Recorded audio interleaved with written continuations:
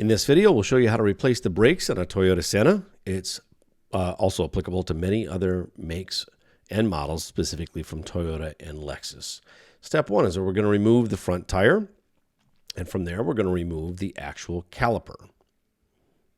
14 millimeter bolts, fairly straightforward, and once done is that caliper will slide off.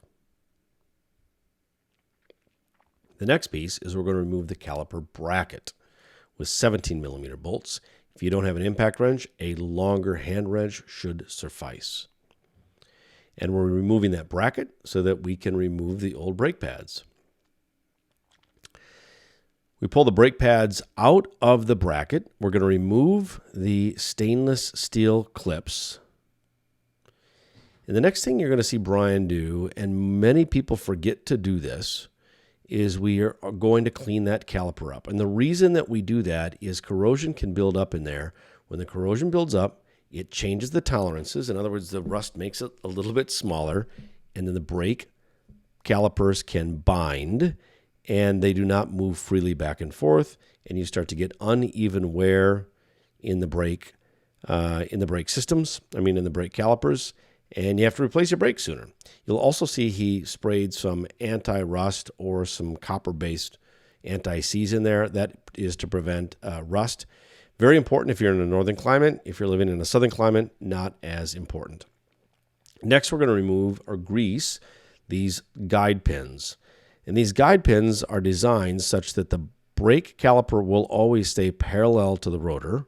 However, it can float slightly left and right, so it's always centered. And when the brakes are not applied, it will self-center on that rotor. So we have minimal drag when the brakes are not being used, but when you apply them, they're appropriately centered on the vehicle. Next, we're going to remove the rotor. Now, he's going to turn the rotors, and you can do that. You can bring it to shop to have them turned. It's not necessary to turn the rotors. If your brake pads are worn out, it's possible just to replace the brake pads, and they will line up or they will break in appropriately. If you do need new rotors, I would suggest instead of turning the rotors that you just replace the rotors. They are affordable and much easier than bringing them to a shop to have them turned. But here we're going to show you how they actually turn them. Most people have never seen this. He's going to turn them and then clean them, and they look like new. The downside with this is now the rotor is thinner than what it was. And as that rotor becomes thinner, it will get warmer because it has a lower net heat capacitance, and they'll wear out even faster. So you can breathe a little bit of life into some used rotors, but they're not going to last forever. Once that's on, we're going to go back to the process of reinstalling the brakes themselves. First is we're going to reinstall that mounting bracket.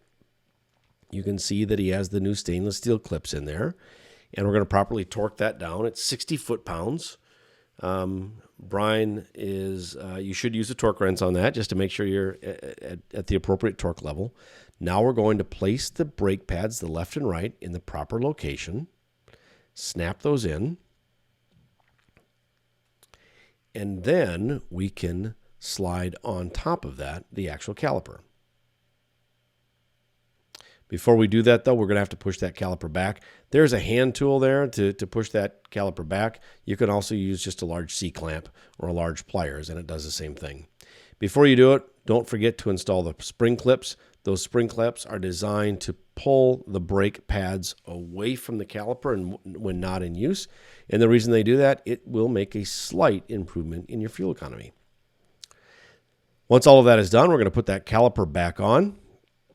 And you can see Brian sliding that into the proper location and then tightening down the bolts that go inside of those slider pins.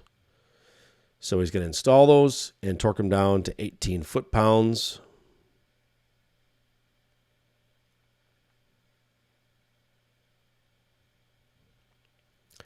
Once that's done, you can install the tire. Now, we obviously just showed you one side. Both the left and the right are identical.